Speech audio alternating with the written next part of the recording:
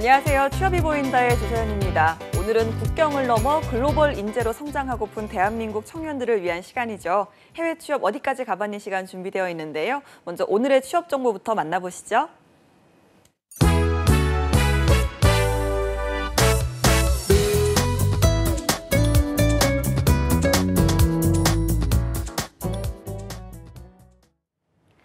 네, 안녕하세요. 취업 정보 알려드림의 신샘입니다. 오늘의 대기업 채용 소식입니다. 먼저 네이버 채용 소식이 있는데요. 네이버에서는 뮤직앱 바이브에 서비스 마케팅 체험형 인턴을 모집하고 있습니다. 대학 졸업 이상이 지원 가능하고요. 광고 또는 모바일 서비스 관련 직무 경험자를 우대하고 있습니다. 지원서는 8월 27일 자정까지 받습니다. 다음으로 KB캐피탈에서는 자동차 금융과 개인금융, 임대사업 등 계약 직원을 모집하고 있는데요. 학력은 무관하고 개인 신용상 문제가 없는 분들만 지원할 수 있습니다. 지원서 마감은 8월 27일 자정까지입니다. 그리고 한국투자증권에서는 해외 선물과 해외 주식, 야간 근무 계약 직원을 모집하고 있습니다. 4년제 정규대학 졸업 이상이 지원 가능하고요. 영어 가능자와 금융회사 근무 경험자를 우대하고 있습니다. 모집 기간은 9월 2일 자정까지입니다. 마지막으로 인터파크에서는 티켓 시스템 개발자를 모집하고 있는데요. 초대졸 이상이 지원 가능하고요. 관련 업무 유경험자를 우대하고 있습니다. 접수 마감은 9월 9일까지입니다. 이상으로 취업 정보 알려드림의 신샘이었습니다.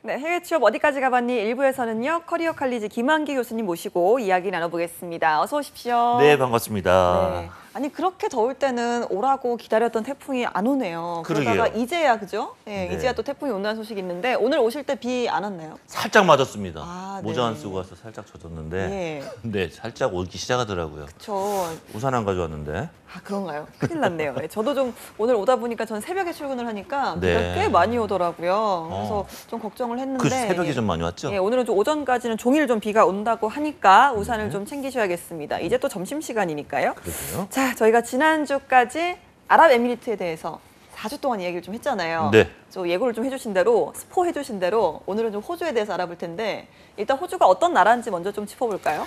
그렇죠. 우리나라에서는 지금 호주라고 부르죠. 호주라고 부르는데 영어로는 이제 오스트레일리아라고 부르고요. 정식 명칭은 오스트레일리아 연방이라고 되어 있습니다. 네. 영문으로 보게 되면 참 재밌어요. Commonwealth of 오스트레일리아 이렇게 돼 있더라고요. 네. 뭔가 공통적인 건강에 관심 있는 나라가 아닌가 싶은 그런 느낌이 드는데요. 아, 그 웨일스요? 네. 네, 호주도 조금 구분되어 있는 6개 자치주로 나눠져 있고요. 이 2개의 특별구로 나눠져 있습니다. 종류를 보시게 되면은 지역별로 뉴 사우스 웨일즈라고 있고요. 빅토리아 퀸즐랜드라고 우측 호주 우측에 좀 있습니다. 그리고 네. 사우스 웨스트 오스트레일리아고 웨스트 오스트레일리아, 태즈메니아 이렇게 6개 주로 나눠져 있고요. 북부 특별, 수도권 특별지구 이렇게 2개의 특별구로 구성되어 있습니다. 근데 각각의 주에서는요. 자치권이 인정되어 있어서 독립적으로 운영이 되고 있습니다. 그 근본적으로 보게 되면 영국 여왕을 수장으로 하고 있지만 아무 권한이 없고요. 실질적으로는 연방 정부는 이제 총독이 주정부 6개 총독이 대표하고 실질적으로 통치하고 있는 그런 나라입니다. 그렇군요. 이야기를 좀 듣다 보니까 그 지난주에 아랍에미리트도 네. 호후국이라고 해서 여러 개의 그렇죠. 자치정부가 모여서 하나의 나라를 좀 형성하고 있었잖아요. 예. 비슷한 것 같네요. 유사하죠. 네. 6개 독립자치권이 인정하고 그 자치권을 연방정부에서 통합해서 예. 통치하고 있는 그런 구조로 되어 있습니다. 네, 우리나라와도 꽤 역사가 긴 나라죠. 오래됐습니다. 저 태어나기도 전에 예. 1965년부터 무역협정을 오. 체결했고요. 호주 그러면 여러분들 이미지가 굉장히 아마 친밀하실 텐데 우리나라하고 교역 상대국으로 보자면 8위예요. 굉장히 네. 높은 밀접한 그런 나라입니다. 자원이 굉장히 풍부한 나라고요. 철광석, 석탄, LPG 가스 등 이런 것들을 저희 나라에 안정적으로 공급해주는 그런 나라이기도 합니다. 향후에는 조금 이제 업종이 좀 바뀔 수도 있는데 서비스나 과학기술, 문화산업 분야에서 발전 가능성과 잠재력이 상당히 높은 그런 나라라고 보시면 되겠습니다. 현재 우리나라 규모이 한 5만 4천여 명 정도 가서 계시는 그런 나라이기도 하죠. 예, 생각보다 좀 많이들 가 계시네요. 많이 네, 있죠. 많이 좀 가시죠. 호주하면 사실 좀 워킹 홀리데이를 많이 가는 나라로도 유명해서 그렇죠. 예, 가면 좀 한국인이 많다라는 이야기 저도 좀 들어봤는데 네네. 자, 그럼 본격적으로 호주 해외 취업 관련 소식 살펴보도록 하겠습니다. 일단은 좀 호주라는 나라의 산업 구조부터 좀 살펴볼까요? 구조 아주 중요한 내용 네. 말씀하셨어요.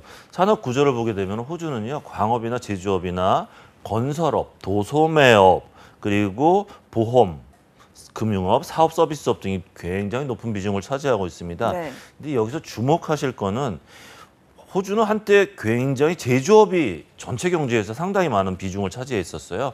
광업보다 훨씬 높았었습니다.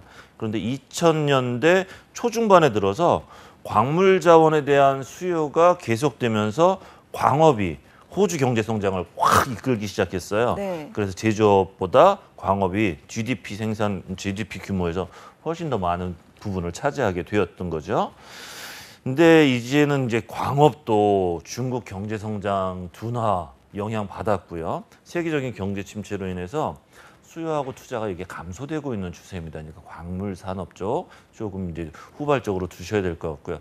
대신 이제 부상되는 그런 업종이 있다면 아태 지역, 아시아 태평양 지역의 식량 부분의 최대 보고라고 하고 있습니다. 네. 곡물, 육류, 오. 유제품 이런 것들을 수출을 굉장히 많이 하고 있는 나라로 지금 트랜스하고 있습니다. 그렇군요. 농축산업 하면 사실 제가 듣기로는 워킹홀리데이를 그쪽으로 굉장히 많이들 가시더라고요. 네. 그런데 실제로 그쪽 산업 구조가 유망한가 봐요. 근데 지금 이제 확산되고 가능성이 높아지고 있기 때문에 이런 쪽에 조금 관심을 두셔야 되는데 국내에서도 이제 특성화고나 특성화 대학 같은 경우 농업 분야 이런 쪽에 좀 한정적이지 않습니까? 근데 이런 쪽으로다가 움직이게 되면 훨씬 더 좋을 것 같고요. 네. 호주 같은 경우는 광산업과 더불어서 농축산업이 굉장히 발달했어요. 유제품, 육류, 그리고 가공육 수출하는데 굉장히 확산이 되고 있고 특히 인도네시아나 이제 중도 이제 쇠고기, 양고기 소비국들한테 생축, 살아있는 가축 이런 것들을 수출하는 네. 뉴질랜드가 상당히 경쟁국이었거든요. 사실은 뉴질랜드가 생축 수출에 더 많았었는데 네. 자체적으로 생축 수출 금지가 되었어요. 동물 복지 논란 때문에. 그러다 보니까 호주가 급성하게 된 거죠. 네. 호주는 뉴질랜드하고 유럽연합 다음으로 세계 3대 주요 낙농 제품 수출국의 하나가 된 거고요. 내수의 45% 정도 제외한 해외로 수출하는 부분이 45% 정도를 차지하고 있습니다. 대부분 아시아 지역으로 수출하고 있고요. 그렇군요. 네네. 아까도 광업이 한때 굉장히 부흥했다가 지금은 좀 침체기를 겪고 있다고 하셨는데 그렇습니다. 이쪽 예. 분야는 어떻습니까? 땅이 일단 넓죠. 한국 국토 한반도 면적에 한반도면 남한이 아니죠. 북한까지 전체 이 면적의 35배 가량이나 됩니다. 굉장히 넓은 땅이죠. 주요 광산물 수출국으로서 OECD 국가 중에서 수출 2위를 랭크하고 있는 그런 나라입니다. 그리고 세계 최대 석탄, 철광석 수출국이기도 하고요. 그럼에도 불구하고 이제 원자재 가격이 하락되고 이게 장기화될 경우에는 광업 분야 투자라든지 이런 부분은 조금 내려놔야 될 것 같아요. 굉장히 위축될 가능성이 높거든요. 예. 그렇군요. 아까 또 건설업의 비중도 높다라고 하셨잖아요. 여기는 좀 어느 정도인가요? 호주는 만성적인 주택 문제가 있습니다. 네. 공급 문제도 그렇고요. 면적은 굉장히 넓은데 인구수는 또 굉장히 적어요. 그러다 보니까 도로라든지 통신, 관계시설 같은 부분이 조금 개발이 미진할 수밖에 없습니다. 넓은 땅에다가 다 포진할 수는 없으니까. 네. 특히 호주에서는 이제 대도시라든지 사람들이 많이 밀집되는 인구 집중 이런 문제들이 있어서요. 대도시 중심으로는 주택 가격이 상당히 많이 뛰고 또 시세 차익을 노리는 그런 주택 건설 부분에 호황을 누리고 있습니다. 예. 그래서 이런 시장 호황은 호주 경제를 앞으로도 계속적으로 좀 끌고 나가지 않을까라고 조심스럽게 예측하는 분들이 많습니다. 알겠습니다. 좀 마지막으로 금융 쪽도 한번 살펴볼까요? 금융은 호주 최대 규모 산업입니다. 예. 네네. 세계에서 네 번째고요. 큰 규모의 연금 적금 시스템을 갖추고 있습니다. 호주 그러면 워킹홀리데이도 유명하지만 노후가 편한 나라로도 많이 맞아요. 인정됐거든요. 미국 같은 경우는 401k라는 연금 시스템을 운영하고 있어요. 이게 국가에서 아주 강력하게 운영하는 그런 연금 시스템인데 호주도 굉장히 좋은 세계에서 4번째에 들어갈 수 있는 그런 시스템을 운영하고 있는 나라입니다. 금융감독기관뿐만 아니라 은행 자체적으로도 대단히 엄격하게 대출 심사, 여수신 이런 것들을 관리하고 있기 때문에 금융시장이 굉장히 안정적으로 돌아가고 있죠. 알겠습니다. 이렇게 좀 호주의 산업 동향에 대해서 좀 짚어봤는데요. 네. 이번에는 좀 노동시장은 그러면 어떤지 한번 전해주시죠. 그렇죠. 노동시장이 이제 우리가 움직여야 될 시장이니까 좀 알아봐야 되는데요. 호주는 역사적으로 노동 인력이 상당히 인구가 부족하니까 그럴 수밖에 없겠죠. 그리고 반면에 나라를 운영하고 연금을 기금을 운영하고 하려면 세수가 많이 확대가 되어도 확보를 해야 되었습니다. 그래서 네. 과거부터 이민 장려 정책을 굉장히 푸시하고 네. 많이 밀어놨습니다. 하지만 이제 이러다 보니까 자국민 보호라는 문제가 또 생겼죠. 그들도 고용 문제가 발생했고요. 그들도 오래 사는 고령화 문제가 발생되다 보니까 사회 문제로 이게 심각하게 좀 대두되기 시작했습니다. 2008년까지 세계 경기가 활황될 때 이때 편성에서 굉장히 실업률이 낮았었는데요. 2008년 이후에 경기 침체가 되면서 호주 안에서도 상당히 실업률이 늘어났습니다. 그래서 외국인들이 들어오는 것들에 대해서 조금씩 경계하기 시작했고요.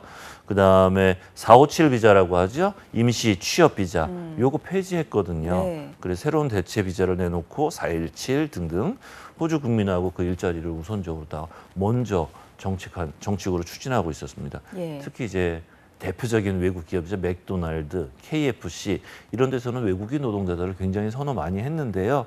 취업 비자 문제가 발생이 되다 보니까 이런 쪽에서도 그 인력들을 채용하는데 활용하는데 상당히 문제가 좀 많이 생기게 되었죠.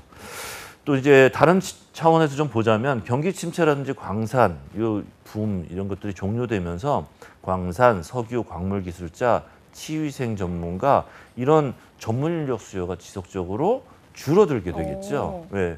향후 이쪽으로 진출을 하려고 그러시는 분들은 조금 디테일하고 조심스럽게 조사를 해보시는 게 필요하다고 판단됩니다. 알겠습니다. 이렇게 좀 자국민 실업률이 또 상승하고 있고 네. 또 외국인 정식 취업도 점점 문이 좀 좁아지고 있다라고 하셨는데 네. 그럼에도 불구하고 이 호주를 좀 추천을 하신 이유가 분명히 있으실 거예요. 그렇죠. 좀 이런 데서도 빛을 한번 찾아보셔야 될 예. 것 같아요. 우리나라로 한번 돌아와 볼까요? 우리나라에서도 실업률이 지금 상당히 높죠? 그렇습니다. 네네. 8월 20일자 뉴스에 보니까요. 대한민국 구직자들이 나 구직 포기할래요. 구직 포기 선언한 숫자가 발표된 게 있습니다. 50만 명을 돌파했다고 합니다. 50만 명 상당히 씁쓸한 그런 숫자인데요. 그런데 한번 보시죠. 우리나라에 과연 취업 자리가 없어서 그들이 구직 포기를 했을까요? 아니라고 보여집니다. 네. 이유는 비선호 취업석에는 지원하기 싫다라는 얘기죠. 호주도 마찬가지예요. 취업 준비하기 어려운 직종이거나 아니면 취업하기 싫어하는 직종 같은 경우는 그들도 비선호 취업석으로 남겨놓게 된다는 거죠. 그러면 그 해당 산업 부문은 연방정부에서 계속적으로 산업을 육성해야 되니까 새로운 인구들, 노동력들을 도입하고 인력들을 채용할 수밖에 없게 되는 거죠.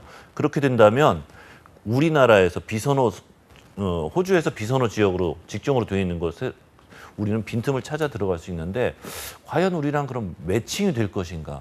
이건 뒷부분에서도 제가 말씀을 드릴 텐데 강점이 있는 직종들이 생기더라고요. 알겠습니다. 이런 쪽에서 추천을 하게 되는 거죠. 알겠습니다. 자, 네네. 뭐 전문직보다는 좀 기술직 수요가 증가할 것이다라고 했는데 네네. 뭐 기술직도 워낙 좀 광범위하잖아요. 어떤 직종이 있을까요? 뭐 도표를 좀 참고하시면 좋을 것 같은데요. 호주에서는 부족 직업군이라는 리스트를 매번 조사하고 발표를 하고 있어요. 가장 최근 리스트를 보게 되면은 전문 직종 같은 경우에는 이런 직종들이 부족합니다. 오디오 기사, 음향 기사라고 하죠. 예. 산파도 필요하고요. 광학사, 초음파 판독 전문가, 측량사 등 분야에서 인력이 굉장히 부족한 것으로 조사됐습니다. 반면에 이제 기술 직종 같은 경우는 에어컨 냉동 기사, 자동차 관련 전기 기사, 요리사, 금속 기계사, 페인팅업, 판금업자, 미장공, 석공, 타일공 이런 건설업 관련 인력의 수요가 계속적으로 발생하고 있다는 거죠. 네. 호주 정부가 이렇게 발표하는 부족 직원군 리스트는요. 인재 유입을 희망하는 사인으로 보실 수가 있고요. 이 리스트는 매년 회계년도 7월 1일자로다가 개정이 돼서 이제 발표가 됩니다만 수시로 조사가 되고 있어요. 네. 따라서 이 부족 직업군 확인하시는 시점이 중요하시니까 수시로 확인을 하시되 공식적으로 발표되는 7월 1일자 기준으로 적용된다라는 거를 확인하시고 점검하시고 체크하시는 게 좋겠습니다. 예, 말씀 들어보니까요, 뭐 부족 직업군 리스트 같은 것도 계속해서 변경이 되고 네네. 있고 산업 구조도 좀 흥망성쇠가 굉장히 좀 다양하게 펼쳐지는 것 같은데요. 네. 그러다 보니까 이 호주 해외 취업 만만하게 보면 안 되겠습니다. 준비가 좀 철저히 필요한 것 같은데, 네. 자 어떻게 해야 될까요? 굉장히 중요한 말씀 주셨어요. 부족 직업군이 계속 수시로 변하게 되니까 내가 직무를 선택할 때는 그 직무를 여러 개를 선택할 수 있는 건 아니거든요. 내 직무를 선택한다면 그게 도대체 부족 직업 리스트, 직업군 리스트에 들어가 있는지 아니면 변경되었는지 이런 것들을 수시로 체크해야 되는데 사실 이거 쉬운 작업 아닙니다. 예. 꾸준히 들어가서 볼 수밖에 없는데요. 만약에 그렇다면 발 담가 보시는 것도 좋습니다. 호주의 가장 강점이라는 건 워킹홀리데이 비자 요 부분이에요. 그 비자 취득해서 현지에 가서 보시게 되면 부족 직업군이라든지 이런 것들이 그냥 피부로 느껴지실 수가 있습니다.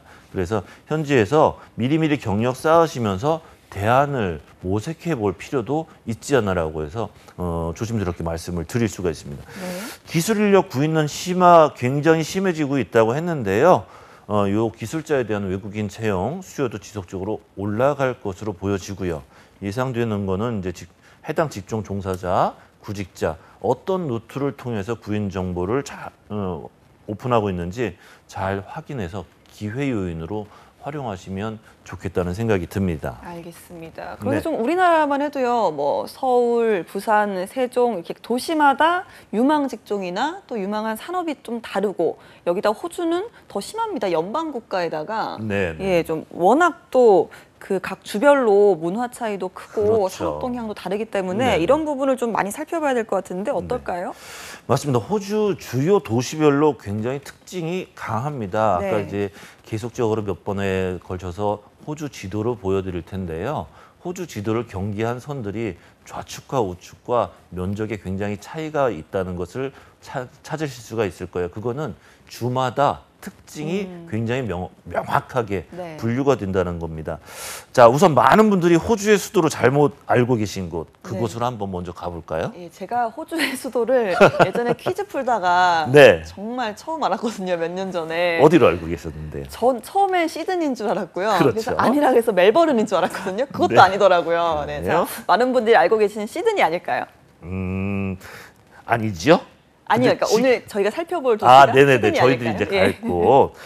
네, 호주 수도는 캔버라라는 건 뭐 다들 아실 텐데 우선 시드니 쪽으로 먼저 가볼 거고요. 뭐 제일 처음에 우선 시드니에 보게 되면 위치를 한번 봐주세요. 뉴 사우스 웨일즈 메인 시티가 바로 시드니입니다.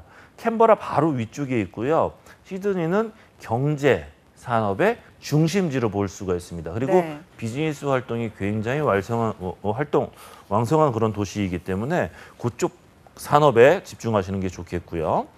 일자리가 많은 반면에 인구 밀도가 굉장히 높습니다. 이건 네. 경쟁률이 높다는 얘기죠. 한국인 워홀러가 굉장히 많이 찾기 때문에 일자리 경쟁률이 굉장히 높아요.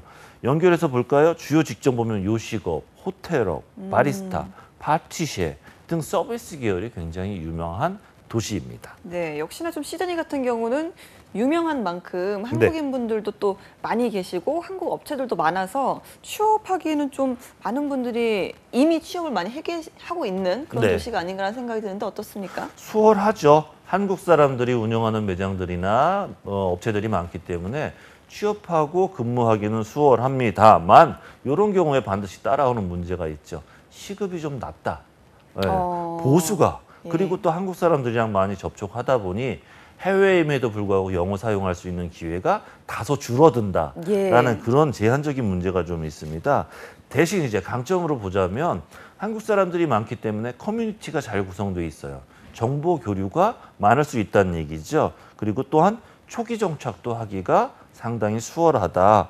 한인마트나 또 한국 식당도 있으니까 해외에 나가서 향수병 걸릴 가능성은 조금 낮아지는 도시다라고 보실 수가 있습니다. 예, 하지만 영어 공부하기에는 크게 도움이 되진 않을 것 같다는 생각이 드네요. 뭐 어디든 네. 장단점이 있으니까요. 자, 네. 다음은 멜버른으로 한번 가볼까요? 자, 우측 하단 지역에 아주 작은 주에 있죠. 남동부에 위치한 빅토리아 주의 메인시티입니다.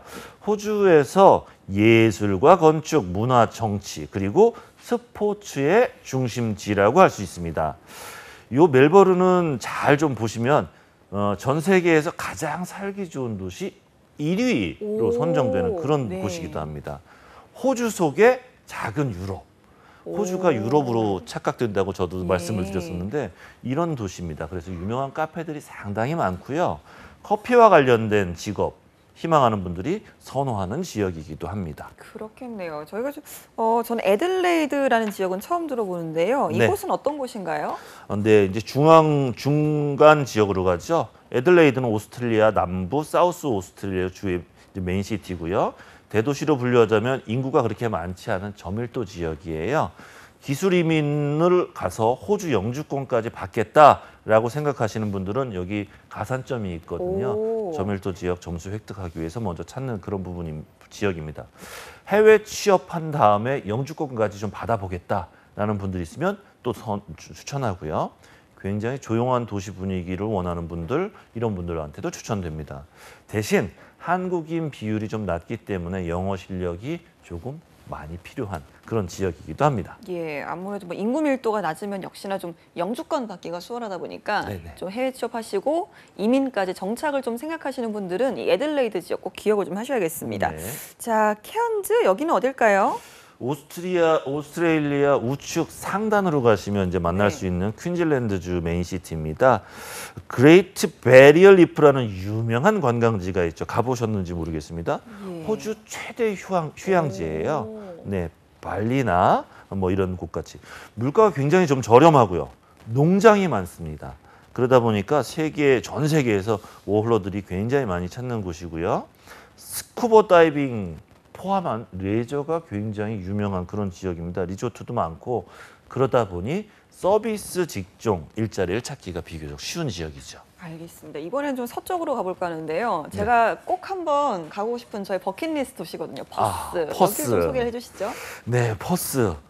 지도 한번 보시면 왼쪽에 굉장히 넓은 지역에 퍼스가 네. 끝에 있습니다. 끝에. 굉장히 그 밀집되어 있던 반대쪽에 있는데 캔버라, 시드니 반대편에 위치하고 있고요. 세계에서 가장 고립되어 있는 도시라는 별명을 갖고 그런가요? 있는 네. 그런 곳입니다. 그만큼 이제 한적하고 조용한 거죠. 옛날에는 이제 금관 개발 많이 한 발달된 도시였었는데요. 가장 부유한 지역이기도 하고 공장이 많이 남아 있기 때문에 기술 가지고 계신 분들이 선호하는 그런 지역이기도 합니다. 그렇군요. 사실 뭐 어떤 지역에서 어떤 일을 할 것인가도 중요하지만 네. 그만큼이나 좀 근로 형태가 중요할 것 같습니다. 자, 호주 같은 경우는 뭐 정규직, 비정규직이 아니라 일하는 시간이나 또 근로 형태에 따라서 일자리가 나뉜다라고 들었는데요. 이거 네. 무슨 말인지 이해가 잘 안 되는 것 같아요. 몇 가지 종류만 좀 구분을 하시면 되겠습니다. 그쪽에서는 정규직으로 채용되는 것이 상당히 좀 쉽지는 않습니다. 네. 그래서 대신 있긴 있는 거죠? 예, 있긴 정규직이라는 있습니다. 게? 오. 크게 풀타임, 파트타임, 캐주얼 잡 이렇게 세 부분으로 나눠지는데요. 간단하게 말씀드리면 38시간 이상 근무할 수 있다. 풀타임. 38시간 언더 24시간 이상 예. 파트타임. 그리고 캐주얼은 아무 때나 근무할 수 있는 보장되지 않은 시간 동안 근무할 수 있는 그런 부분인데요. 캐주얼 잡이 굉장히 불안정하다고만 판단하실 수 있는데 대신 단점도 있긴 있죠. 뭐 아무 때나 해고할 수 있는 그런 자리죠. 반면에 조금 임금을 좀 더 받으실 수 있어요. 조금 최저임금보다는 높은 급여를 받을 수 있는 그런 강점도 있으니까 부분마다 예. 잡마다 선호하는 부분을 조금 다르게 잡으시면 돼요. 풀타임 같은 경우, 파트타임 같은 경우는 학생들이 많이 합니다. 공부하고 일하고 예. 같이 하는 그런 부분입니다. 그렇군요. 뭐 이야기를 들어보니까 크게 또 우리나라랑은 다르진 않다라는 생각이 드네요. 이름만 좀 다르고 네. 아르바이트와 또 프리랜서 개념이랑은 좀 비슷하지 않나 생각이 들기도 하는데요. 근로 조건을 좀 살펴볼까요? 이 이야기를 하다 보니까 이게 상당히 좀 깊어지게 되고 네. 좀 시간이 좀 더 필요하지 않은가 그런 생각도 들어서 조금 편안하게 그냥 말씀을 드려야 될 것 같아요. 예. 근로 조건도 상당히 중요합니다. 네스라는 그런 국가 고용 기준이 포함되어서 잘 규정이 돼 있고요. 네스상 최대 근로시간은 38시간 아까 말씀드린 그 시간이 기준입니다. 대신 이제 38시간을 넘어서는 절대 근무할 수 없나요? 합리적인 기준 하에서 고용주하고 협의하시고 네. 합의하신 상태에서는 진행하실 수가 있습니다. 다만 이제 호주에서는 이제 휴가 같은 경우에 연 1년에 4주 정도를 줄 수 있어요. 근무일 20일 기준으로 봤을 때 연례 휴가라든지 병가 이런 것들을 휴가를 쓰실 수가 있는데요. 조금 메리트 있는 한국이랑 조금 틀린 거는 10년 이상 근무한 사람은 13주 장기 근속 휴가가 부여됩니다. 네. 상당히 많죠. 그다음에 스테이트별로 주별로 경조사 휴가를 의무화하기도 하고요. 요건 조금 매력적인데요. 연례 휴가를 갈 때 휴가비를 지급하는데 네. 휴가비는 통상 임금의 약 17.5%를 지급하게 되어 있고요. 조건은 휴가 가기 전에 지급해야 됩니다. 이게 좋은데요. 그렇죠.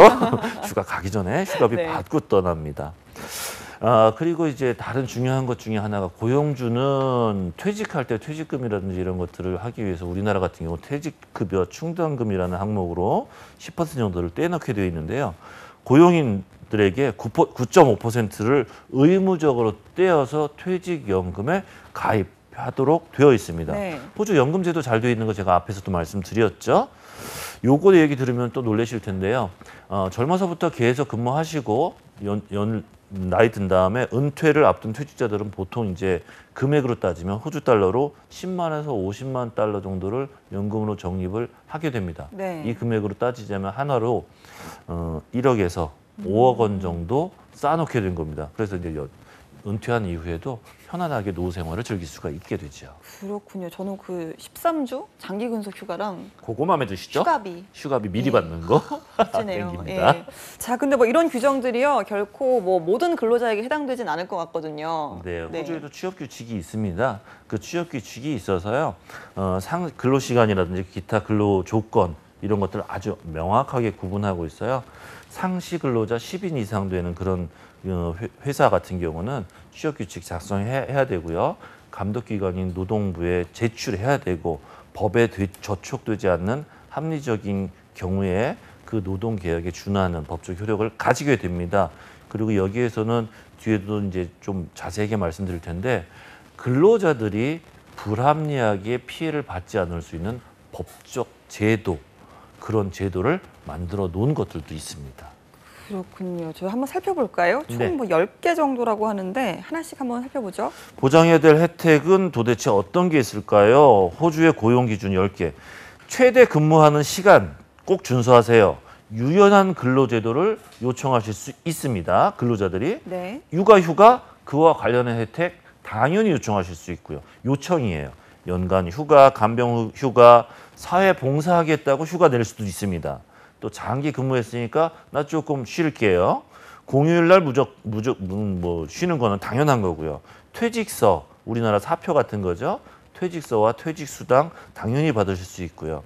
그 다음에 10번 좀 생소하실 텐데 페어워크이라고 하는 그런 제도로서 저희 정부하는 정보 보고서 요것도 요청하시고 활용하실 수가 있게 됩니다.